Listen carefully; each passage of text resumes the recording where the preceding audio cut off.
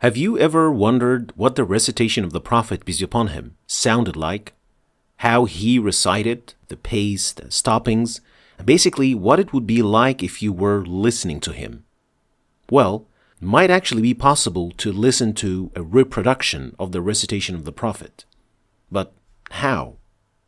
Well, the scholars of Islam described every detail about the recitation of the Prophet, peace be upon him, and based on these descriptions and what has been passed down, there are some attempts that actually try to reproduce the style of the recitation of the Prophet to get an approximate feel to it.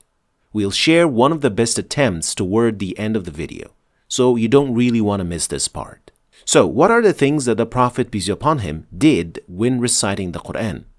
Well, there are many things that were reported on the Prophet concerning how he recited. We'll go through them one by one and then show you a practical application that put all of these things together. First, pace. The pace with which the Prophet, peace be upon him, recited was not too fast or too slow, but it was the speed of tartil, taking his time with each ayah without rushing it. However, that doesn't mean that hadr is bad, but the Prophet's choice was to take his time when reciting. Second, tajweed. It was reported that the Prophet, peace be upon him, pronounced the letters in a way that you could make out every letter on its own, indicating how clear and pure his pronunciation was. And also, he would elongate words or letters that can be elongated, giving the chance to the listener to digest and ponder on what is being said. So while it was not a slow recitation and it was a medium speed, it was still very clear, balanced, and accurate. Third, pauses. The Prophet, peace be upon him, would take a good pause after each ayah, which is one of the most famous sunnahs in Quran recitation. This also helps with contemplating the ayat and basically following the division of ayat as revealed to him.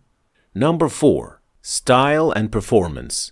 The Prophet, peace be upon him, would beautify his voice with the Quran to the point that one would think that this is the most beautiful recitation you could ever hear. And it is something that the Sahaba testified with, that his recitation was the most beautiful you could ever hear. It was also reported that in cases he would apply tarjiyah, which is controlling the sound of elongation, with the throat or vocal cords when reciting the Quran, which is done for beautification purposes. Next, his recitation, peace be upon him, was not monotone. He would go up and down in his recitation by raising and lowering his voice, as reported by the Sahaba when hearing him. 5. His habits. The Prophet, peace be upon him, would apply ijtihaad before reciting the Quran. He would either say, أعوذ بالله من الشيطان الرجيم, or اللهم إني أعوذ بك من الشيطان الرجيم من همزه ونفخه ونفثه. He would also recite the Quran in all states, standing, sitting, lying down, and nothing kept him from the Quran except janaba. Finally, it was his habit to listen to the Quran from someone else. So, in many occasions, he would ask some of the Sahaba to recite to him, and he would listen. Now, there is one reciter who tried to apply all of these on his recitation while using the way or the tone of reciting that is possibly the way the Prophet, peace be upon him, recited with. And it is indeed quite unique. أعوذ بالله من الشيطان الرجيم بسم الله الرحمن الرحيم الحمد لله رب العالمين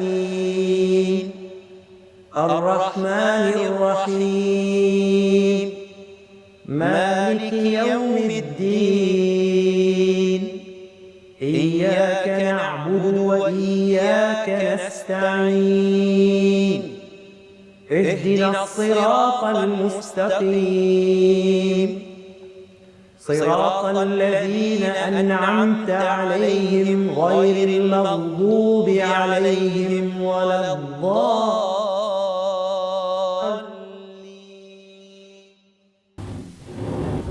Now, one thing is certain, which is that the Prophet's actual recitation was more beautiful, and that this is an ijtihaad that may or may not come close to the actual recitation of the Prophet, peace be upon him. Finally, and importantly, if you were already doing any of the habits that the Prophet, peace be upon him, did when reciting the Quran, keep doing them, but with the intention of imitating the Prophet and following his sunnah for extra rewards. And if you didn't do one or several of them, then consider trying them from time to time to follow the best reciter of the Quran ever. Thanks for watching.